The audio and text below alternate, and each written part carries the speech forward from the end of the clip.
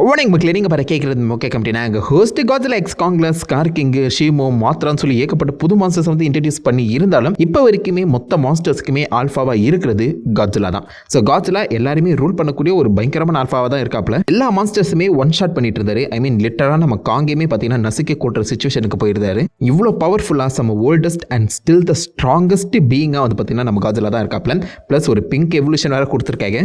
இந்த எவல்யூஷன் தொடர்ந்து கண்டினியூ ஆகுமாங்கிறது கேள்விக்குரிய. அவருடைய டாசர் பிளேட்ஸ் பார்த்தீங்கன்னா ஸ்டில் பிங்காக தான் இருக்கு. இந்த பிங்க் எவல்யூஷன் 20 மடங்கு அவருடைய எனர்ஜி சேவிங் கெப்பாசிட்டி அதிகப்படுத்திருக்குன்னு சொல்லி பார்த்தீங்கன்னா மென்ஷன் பண்ணியிருக்காங்க. காட்ஸிலா ஆல்ஃபாவா இருக்கிறதுக்கு காரணமே அதுதான். ஸோ காட்ஸிலா அப்படியே நார்மலாக இருக்கிறது கிடையாது, தன்னை தனி எவல்யூஷன் பண்ணிக்கிட்டே இருக்கு. 2014 பார்த்த காட்ஸிலா இது கிடையாதுங்க. 2014 ஒரு நார்மல் காட்ஸிலா தான் அது. அதுக்கும் முன்னாடி வந்து பார்த்தீங்கன்னா காட்ஸிலாவுக்கு அட்டாமிக் பிரத்தே கிடையாதாம். ஈவி மக்கள் ஆக்சுவலாக அந்த காட்ஸிலா அட்டாமிக் பிரத் எடுத்த அந்த முதல் நாள் இந்த காட்ஸிலா எத்த ஸ்டார், அதாவது நட்சத்திரத்தை அந்த காட்ஸிலா சாப்பிட்டுருச்சு அப்படிங்கிற மாதிரி மென்ஷன் பண்ணியிருக்காங்க. ஸோ காட்ஸிலாவோட அட்டாமிக் பிரத்தே ஒரு எவல்யூஷனில் தான் வந்திருக்கு. அதை தொடர்ந்து 2014 வந்து பார்த்தீங்கன்னா அதோடைய டார்சல் ஃபின் வந்து கிங் ஆஃப் மான்ஸ்டர்ஸ்ல எவல்யூஷன் ஆகிற மாதிரி காமிச்சிருப்பாங்க. அதாவது 2014 நீங்க பார்த்த அதே காட்ஸிலா கிங் ஆஃப் மான்ஸ்டர்ஸ் அப்போ வேற மாதிரி டார்சல் ஃபின்ஸோட சம பவர்ஃபுல்லான டார்சல் ஃபின்ஸோட வந்திருக்கும். அண்ட் அதை தொடர்ந்து இப்போதைக்கு நடந்திருக்க அந்த எவல்யூஷன் இந்த கிங் ஆஃப் மான்ஸ்டர்ஸை விட அதிகமான எனர்ஜியை வெளிப்படுத்தக்கூடிய அளவுக்கு பவர்ஃபுல்லா அந்த பக்கம் காட்ஸிலாவை மாத்திருக்கு. லிட்டரலா நம்ம ஷீமோ உருவாக்கியிருந்த அந்த ஐஸ் மேகத்தையும் வந்து பார்த்தீங்கன்னா காட்ஸிலா தன்னுடைய ரேடியேஷன் பவரை வச்சு அட்டாமிக் பிரத்தா கன்வெர்ட் பண்ணி அதை கம்ப்ளீட்டா அழிச்சிருக்கும். ஷீமோ ஐஸ் ஏஜ் இந்த உலகத்தை சுற்றி உருவாக்கும். அதை அழிக்கக்கூடிய, அதை நல்லிஃபை பண்ணக்கூடிய அந்த திறமை இப்போதைக்கு காட்ஸிலாக்கு வந்திருக்க மாதிரி காமிச்சிருக்காங்க. இதுக்கப்புறம் அது எதை நோக்கி போகுதுன்னு தெரியல. இப்பவே 400 அடியே டச் பண்ணிருச்சு. காட்ஸிலா எர்த் லெவலுக்கு 1000 அடிக்கு போகிறதுக்கான வாய்ப்புகள் இருக்கு. இந்த மாதிரி எவல்யூஷன் ஆகிட்டு இருக்க அந்த காரணத்தினால தான் நம்ம காட்ஸிலா ஸ்டில் ஆல்ஃபாவா இருக்கு. பட் என்னதான் ஆல்ஃபாவா இருந்தாலும் இந்த காட்ஸிலாவை ஆக்சுவலா மான்ஸ்டர்ஸ்க்குள்ளே நிறைய மான்ஸ்டர்ஸ் தோக்கடிச்சிருக்கு. நம்ம காட்ஸிலாவை என்னென்ன மான்ஸ்டர்ஸ் தோக்கடிச்சிருக்குன்னு மொத்தமா பார்த்துருவோமா? ஸ்டார்டிங் வித் காங். டேய் என்னடா வளர்ற காங், எப்படா நம்ம காட்ஸிலாவை தோக்கடிச்சிச்சு, போய் படத்தை பார்த்துடுவாடா அப்படின்னு சொல்கிறது எனக்கு புரியுது. நான் சொல்கிறது நம்ம காங்க கிடையாது.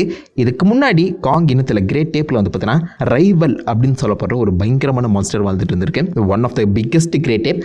அப்போதைக்கு கிரேட் டேப்போட கிங்காக இருந்தவர் தான் ரைவல். ஈவி மக்கள் இவரை ரைவல்னு கூப்பிட்டதுக்கான காரணம், அப்போதைக்கு இந்த குரூப் ஆஃப் அந்த ஈவி மக்கள் வந்து பார்த்தீங்கன்னா பாட்டாக பிரிச்சிருப்பாங்க. சில பேர் வந்து நம்ம காட்ஸிலாவை, அதாவது இந்த டேகன் மாதிரியான காட்ஸிலாவை வணங்கிட்டு இருப்பாங்க. சில மக்கள் இந்த கிரேட் டேப் அந்த காங்க தான் பார்த்தீங்கன்னா ப்ரொடெக்டரா வணங்கிட்டு இருந்தாங்க. ப்ரொடெக்டர்ஸா, இந்த ஹியூமனிட்டியோட ப்ரொடெக்டர்ஸா இப்போ வரைக்குமே கிரேட் டேப் தான் பார்க்கப்படுது. ஸோ அந்த சமயத்தில் கிரேட் டேப்போட கிங்காக இருந்தவர் தான் ரைவல். இந்த ரைவல் கூட அந்த சமயத்தில் நம்ம காட்ஸிலா வந்து பார்த்தீங்கன்னா சண்டைக்கு போயிருக்கேன். இந்நேரத்துக்கு எல்லாருக்குமே இந்த கிரேட் டைட்டன் வார் பற்றி தெரியும்னு நினைக்கிறேன். ஸோ அந்த வார் அப்போ ஆப்வியஸாக நம்ம காங் இனமும் காட்ஸிலா இனமும் சண்டை போட்டு தான் இருந்துச்சு. பட் அந்த சமயத்தில் இந்த கிரேட் டேப் வந்து சண்டையெல்லாம் முடிச்சிட்ட அப்புறம் தன்னுடைய டெரிட்டரியை பாதுகாக்கிறதுக்காக அதோடைய இடத்துல இருந்த அந்த டெரிட்டரியை சுற்றி இருந்த நிறைய காட்ஸிலாஸை கொண்டுட்டு இருந்துச்சான். நம்ம காங் கூட அந்த த்ரோன் ரூமுக்குள்ள போய் ஒரு பேட்டில் ஆக்ஸை ஒரு மண்டையோட்லேருந்து எடுப்பார்ல, அந்த மண்டையோட ஒரு காட்ஸிலாவுக்கு சம்மந்தப்பட்டது தான் அப்படிங்கிற மாதிரி சொல்றாங்க. அதாவது காட்ஸிலா இனத்தை சம்மந்தப்பட்ட ஒரு மிருகத்தை த்ரோன் ரூம்குள்ள கூட்டிட்டு வந்து இந்த ரைவல் கிங் கொண்டு இருக்காராம். இந்த ரைவல் கிங் எதிர்த்து நம்ம காட்ஸிலா சண்டைக்கு போன மாதிரி இந்த காட்ஸிலா டொமினியன் சொல்லப்படுற அந்த காமிக்ல பத்தி நான் மென்ஷன் பண்ணியிருப்பாங்க. அந்த சமயத்தில் நம்ம காட்ஸிலாவையே தன்னுடைய அந்த படைபலத்தின் மூலியமா இந்த ரைவல் வந்து பார்த்தீங்கன்னா அடிச்சு விரட்டி இருக்காரு. ஸோ டிஃபீட் பண்ணி என் பக்கம் வந்துடாத, என் டெரிட்டரிக்குள்ள வந்துடாதுன்னு சொல்லி இந்த காட்ஸிலாவே அவர் அடிச்சு விரட்டி இருக்க மாதிரி மென்ஷன் பண்ணியிருக்காங்க. ஸோ அதை தாண்டி பெருசாக அந்த ரைவல் பற்றி நம்மளுக்கு எதுவும் தெரியல. டிவி மக்கள் ரைவலை கிட்டத்தட்ட கடவுளாவே பார்த்துருக்காங்க. நட்சத்திரத்தையே சாப்பிட்ட ஒரு காட்ஸிலா கூட ரைவல் சண்டைக்கு போயிருக்காப்ல. பட் அந்த சமயத்தில் காட்ஸிலாவோட பவர் வந்து பார்த்தீங்கன்னா கம்மியாக தான் இருந்திருக்கணும். இப்போ இருக்க காட்ஸிலா கூடலாம் ரைவல் சண்டைக்கெலாம் வரவே முடியாது, நசுக்கிட்டு போயிட்டே இருக்கும். இப்போ இருக்க காட்ஸிலா செம்ம ஓவர் பவர்டாக இருக்கு. பட் அந்த சமயத்தில் காட்ஸிலா அவ்வளோ எவல்யூஷனுக்குள்ள போயிருக்காது. ரொம்பவே நார்மல் அண்ட் கம்மி பவர் அண்ட் கம்மி அஜிலிட்டியோட தான் இருந்திருக்கணும். பட் இப்போதைக்கு மோதுறது கஷ்டம் நினைக்கிறேன். ஸோ ரைவல் ஒரு கட்டத்தில் காட்ஸிலா டிஃபீட் பண்ணியிருக்காப்ல. அதை தொடர்ந்து மியூட்டோ, சாதா மியூட்டோ கிடையாது, பிரைம் மியூட்டோ. காட்ஸிலா ஆஃப்டர் ஷாக்ல தான் இந்த புது மான்ஸ்டரை இன்ட்ரடியூஸ் பண்ணியிருப்பாங்க. இதை ஈவி மக்கள் ஜின்ஜின் மியூஷி அப்படின்னு சொல்லி கூப்பிட்டுருக்காங்க. அதாவது மியூட்டோ பிரைம். மியூட்டோஸ் இனத்திலே செம பவர்ஃபுல்லான மான்ஸ்டர் இதுதான். நீங்க சாதா மியூட்டஸை எடுத்து பாருங்க, அந்த சாதா மியூட்டஸே நம்ம காட்ஸிலாவை ஓட அவுட் அடிக்கும். காரணம் இந்த காட்ஸிலாஸோட நேச்சுரல் பிரெடேட்டர்ஸே இந்த மியூட்டஸ் தான். மியூட்டஸ் இந்த காட்ஸிலா உடம்புல தான் முட்டையை போட்டுட்டு போகணும்னா யோசிச்சு பாருங்க. காட்ஸிலாவை அடிக்கக்கூடிய மொத்த டெக்னிக்கும் இந்த மியூட்டஸ்க்கு தான் தெரிஞ்சிருக்கும். ஸோ என்ன மாதிரி காட்ஸிலாவை திக்கு முக்காட வைக்கணும்னு சொல்லி எல்லா டீட்டெயில்ஸுமே இந்த மியூட்டோஸ் இனத்துக்கே தெரியும். ஸோ அதிலே பிரைம் மியூட்டோ கண்டிப்பாக நம்ம காட்ஸிலா ஓட அவுட் அடிக்காது. அது இந்த ஆஃப்டர் ஷாக்ல நடந்திருக்கும். அதுக்கு முன்னாடியே 11th செஞ்சுரி பிசி அப்போ இந்த பக்கம் பிரைம் மியூட்டோக்கும் அந்த சமயத்தில் வாழ்ந்துட்டு இருந்த மக்களால் கும்பிடப்பட்ட டேகன் அப்படின்னு சொல்லப்படுற ஒரு காட்ஸிலாவுக்குமே பார்த்தீங்கன்னா சண்டை வந்திருக்கு. அந்த சண்டையில் இந்த ஜின்ஜின் மியூஷி அந்த டேகனை அடிச்சு பொழக்கிறது மட்டும் இல்லாமல் அது உடம்புல முட்டையை போட்டுட்டு போயிருக்கும். இந்த மியூட்டோஸோட குறிக்கோள் எல்லாமே இந்த காட்ஸிலாஸை கொல்றது கிடையாது, காட்ஸிலாஸை வீக் ஆக்கி அதோடைய ரேடியேஷன், அது உடம்புல சேர்த்து வச்சிருக்க பார்த்தீங்களா, அந்த ரேடியேஷனை தன்னுடைய முட்டைக்கு சாப்பாடாக போடுறது. அந்த வகையில் 11th செஞ்சுரி அப்பவே இந்த பக்கம் டேகனை கொண்டு அது உடம்புல முட்டையை போட்டுட்டு போயிருக்கேன். அதே மாதிரி இப்போ லேட்டஸ்ட்டாக அந்த காட்ஸிலா கூடயுமே பார்த்தீங்கன்னா சண்டைக்கு போயிருக்கேன். இந்த சண்டை நீங்கள் நினைக்கிற மாதிரி சாதாரணமாக இதோட முடிஞ்சிருக்காது. இந்த ஜின் தன்னுடைய அந்த முழு சக்தி எல்லாத்தையுமே யூஸ் பண்ணி ஒரு சோனிக் பிளாஸ்ட் விடும். அந்த சோனிக் பிளாஸ்ட் இந்த காட்ஸிலாவோட முதுகு தண்டையை உடைச்சிடும். டெக்னிக்கலாக பார்க்கும்போது நம்ம காட்ஸிலா அது உடம்புல இருக்க மொத்த ரேடியேஷன் எனர்ஜியுமே இந்த முதுகு தண்டில் தான் ஸ்டோர் பண்ணி வச்சிருக்கோம். அதை ஆக்டிவேட் பண்ணி தான் அட்டாமிக் பிரத்தே வெளியே விடும். அந்த வகையில் இந்த முதுகு தண்டு இருந்தால் தான் நீ எனர்ஜி ஸ்டோர் பண்ணிப்ப அப்படிங்கிற மாதிரி இந்த மியூட்டோ பிரைம் காட்ஸிலாவோட முதுகு தண்டை உடைக்க காட்ஸிலா ஒரு செகண்ட் வந்து பார்த்தா அப்படியே நல்லா குழஞ்சு போயிடும். அதே மாதிரி தொடர்ந்து நம்ம காட்ஸிலாவை நாக் டவுன் பண்ணுற மாதிரி ஏகப்பட்ட அட்டாக் பண்ண கிட்டத்தட்ட நம்ம காட்ஸிலா சாகர நிலைமைக்கு போயிடும். பாருங்க, நான் செத்தாலும் பரவாயில்ல, உனக்கு கொல்லாம விட மாட்டேன் அப்படின்னு முடிவெடுத்த காட்ஸிலா முதுகு தண்டு அந்த டார்சல் ஃபின் இல்லைனா என்னடா என் முதுகே ஒரு ஃபின்னை யூஸ் பண்ணி நான் வந்து மொத்த எனர்ஜியுமே வெளிப்படுத்துறேன் அப்படின்னு சொல்லி வழக்கமாக அட்டாமிக் எனர்ஜியை வாய் வழியே தானே ஃபோக்கஸ் பண்ணுவோம். பட் இந்த முறை உடஞ்சு போன அந்த டார்சல் ஃபின்ஸ் வழியாவே வெளிப்படுத்தி மியூட்டோ பிரைம் வந்து பார்த்தீங்கன்னா பார்பிக்யூ பண்ணியிருக்கோம். இந்த சமயத்தில் டெக்னிக்கலாக காட்ஸிலா ஆல்மோஸ்ட் சாகிற நிலைமைக்கே போயிடுச்சு. 2 அடி அடிச்சிருந்தா மியூட்டோ பிரைம் ஆக்சுவலாக காட்ஸிலாவே கொண்டு இருக்குங்க. பட் காட்ஸிலா தன்னை சாக்ரிஃபைஸ் பண்ணுற லெவலுக்கு புஷ் பண்ணி அதிகப்படியான எனர்ஜியை தன்னுடைய முதுகு வழியாவே வெளிப்படுத்தி இந்த பக்கம் மியூட்டோ பிரைமை டிஃபீட் பண்ணியிருக்கோம். அது மட்டும் ஒர்க் அவுட் ஆகல, காட்ஸிலா என்னத்துக்கு செத்து போச்சுன்னு அர்த்தம். பட் சீரியஸாக சொல்கிறேன், மியூட்டோ பிரைம் ஆக்சுவலாக இதுக்கு முன்னாடி பல காட்ஸிலாஸை கொண்டு இந்த மாதிரி முட்டையை போட்டுட்டு போயிருக்கு. நம்ம காட்ஸிலா ஆல்ஃபாவாக இருக்கனால தப்பிச்சிருச்சு. அண்ட் இந்த இடத்துல தான் நம்ம காட்ஸிலாவுக்கு அந்த புது முதுகு தண்டு காட்ஸிலா கிங் ஆஃப் மான்ஸ்டர்ஸ்ல வந்து அந்த முதுகு தண்டு பற்றி கிடைச்சிருக்கு. எந்தெந்த இடத்துலலாம் காட்ஸிலா டிஃபிட்டுங்கிற ஒரு விஷயத்தை பார்க்குதோ அங்கெல்லாம் அது நிறைய விஷயங்களை கற்றுக்குது. நம்ம அயன்மேன் மாதிரி கற்றுக்கிட்டு தன்னை எவல்யூஷன் பண்ணிட்டு வரல வருதுல, அதுதாங்க காட்ஸிலா இப்போ வரைக்குமே ஆல்ஃபாவாக வச்சிருக்கு. பட் மியூட்டோ பிரைம் ஒரு கட்டத்தில் ஓட விட்டுருக்குங்க. அதை தொடர்ந்து ஆப்வியஸாக கிங் ஆஃப் மான்ஸ்டர்ஸ்ல எல்லாருக்குமே தெரிஞ்ச நம்ம கிங் கிடோரா. எனக்கு தெரிஞ்சு இது வரைக்கும் காட்ஸிலா மீட் பண்ணதுலேயே நம்ம பயங்கரமான மான்ஸ்டர், பயங்கரமான ஃபைட்டுங்கிறது கிங் கிடோரா கிட்ட தான் நடந்திருக்கு. கிங் கிடோரா நம்ம பூமியில் போகிறதே கிடையாதுங்க.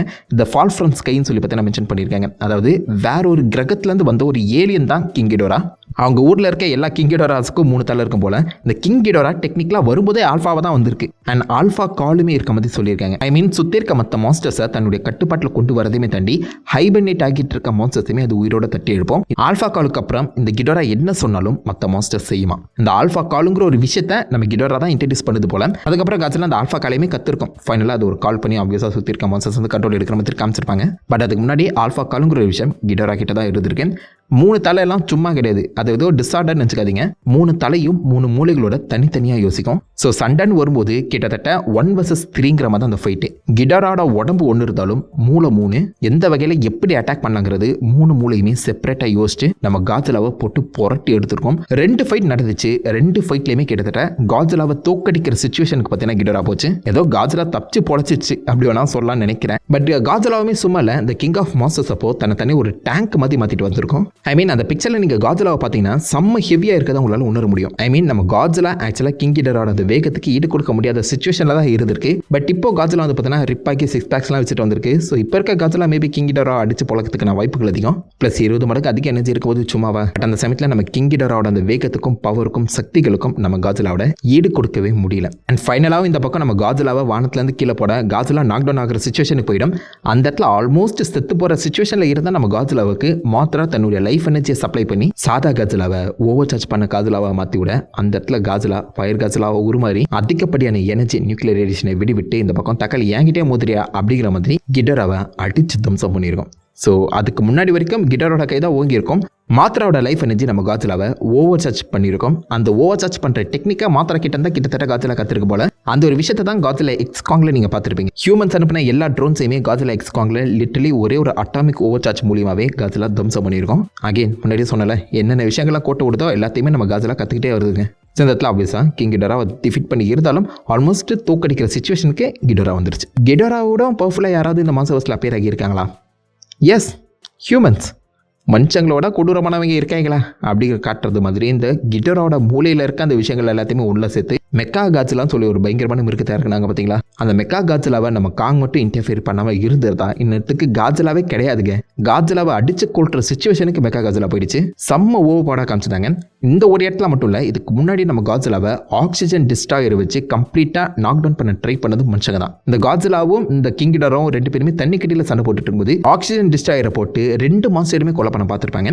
பட் அவங்களுக்கு தெரியாது கிங் கிடோரா நம்ம பூமியிலேருந்தே வரல, அதுக்கு ஆக்சிஜன் தேவைப்படாது. அதனால கிங் கிடோரா மட்டும் தப்பிச்சிருக்கோம். ஆனால் நடுவில் நம்ம காட்ஸிலா மாட்டியிருக்கோம். காட்ஸிலாவை அதுக்கப்புறம் நியூக்ளியர் ரியாக்டர் போட்டு திரும்ப ஓவர் சார்ஜ் பண்ணதும் மனுஷங்க தான். பட் இருந்தாலும் மனுஷங்க நினைச்சா காட்ஸிலாவை கொல்ல முடியுங்கிற மாதிரி 2-3 இடங்களை காமிச்சிருக்காங்க, முக்கியமாக மெக்கா காட்ஸிலா. ஸோ இதை தொடர்ந்து மனுஷங்க மனுஷங்க மெக்கா கிடாரான்னு சொல்லி ஏதாவது ஒன்று இறக்கி விட்டாங்கன்னா ஆப்வியஸாக அது வந்து நம்ம காட்சிலாவுக்கு ஒரு மிகப்பெரிய டஃப் கொடுக்க செய்யும். இந்த சாதா மான்ஸ்டர்ஸாவது நேருக்கு நேர் வந்து போகுது, இந்த மனுஷங்க அந்த மான்ஸ்டர்ஸோட மூளையை எடுத்து இந்த மாதிரி குறுக்கில் வந்து போதுறாங்கன்னு இந்த மனுஷங்க பல முறை நம்ம காட்சிலாவை கொலை பண்ண பார்த்துருக்காங்க. மான்ஸ்டர்ஸை தாண்டி நம்ம ஷின் காட்சிலாவே மனுஷங்க போட்டு தள்ளியிருக்காங்க.